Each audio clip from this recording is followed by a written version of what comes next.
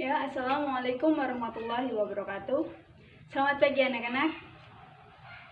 Nah, sebelum kita mulai pelajaran hari ini, marilah kita berdoa menurut agama dan kepercayaan masing-masing. Berdoa dipersilakan. Selesai. Ya, siapa yang tidak masuk hari ini? Oh, alhamdulillah kalau masuk semua. Nah, di pertemuan kali ini kita akan membahas mengenai apa itu gerak. Nah, sebelum kita mulai, udah ada yang tahu belum apa itu gerak? Nah, ya benar. Jadi gerak adalah perubahan tempat atau perubahan kedudukan. Jadi setiap benda yang bergerak atau berpindah posisi berarti dia melakukan gerakan atau dia bergerak. Nah, selanjutnya kalian pasti udah tahu macam-macam gerak itu apa aja. Nah, ya jadi benar, kalau macam-macam gerak itu banyak banget. Ada gerak lurus beraturan atau biasa disebut dengan gerak lurus, ada gerak melingkar, ada gerak parabola, dan lain sebagainya. Nah, di pertemuan kali ini kita akan membahas mengenai gerak lurus. Nah, sebelum kita lanjut, kalian udah ada yang tahu belum apa itu gerak lurus? Nah, ya benar, jadi gerak lurus adalah gerak dengan lintasan yang lurus. Nah, gerak lurus itu ada berapa?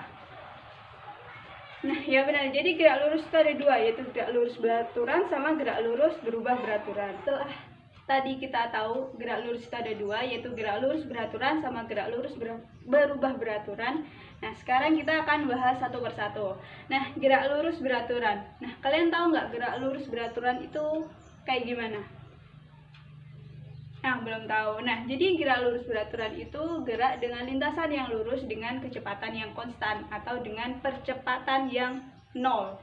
Jadi dia itu akan bergerak dengan kecepatan yang konstan atau dia tetap, kecepatannya tetap.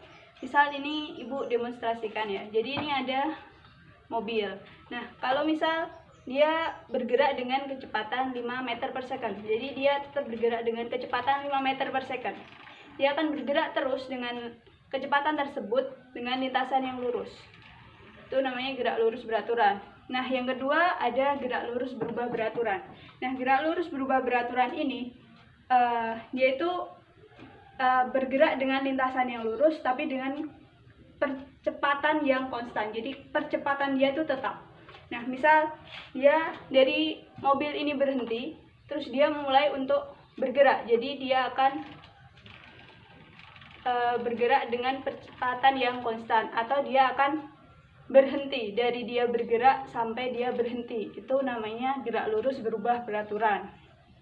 Nah, dari kedua tadi gerak lurus beraturan dan gerak lurus berubah beraturan, ada yang tahu nggak contoh dari kehidupan sehari-hari untuk gerak lurus beraturan sama gerak lurus berubah beraturan?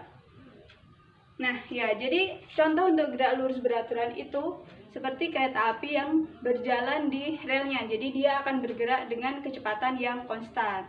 Nah, terus ada lagi, ya, jadi mobil yang bergerak di jalan tol. Jadi dia akan bergerak dengan kecepatan yang konstan.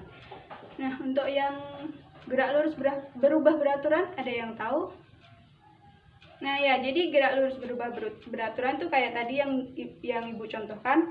Jadi saat mobil akan bergerak dan mobil akan berhenti. Itu adalah contoh gerak lurus berubah beraturan. Dan masih banyak lagi untuk contoh-contoh gerak lurus berubah beraturan. Tadi kan Ibu udah menjelaskan mulai dari gerak sampai contoh dari gerak lurus beraturan sampai gerak lurus berubah beraturan. Nah, sekarang kita akan simpulkan bersama-sama. Nah, tadi dari yang Ibu jelaskan, menurut kamu gimana penjelasannya? Nah, ya benar. Jadi gerak adalah perubahan tempat atau perubahan keadaan atau perubahan posisi.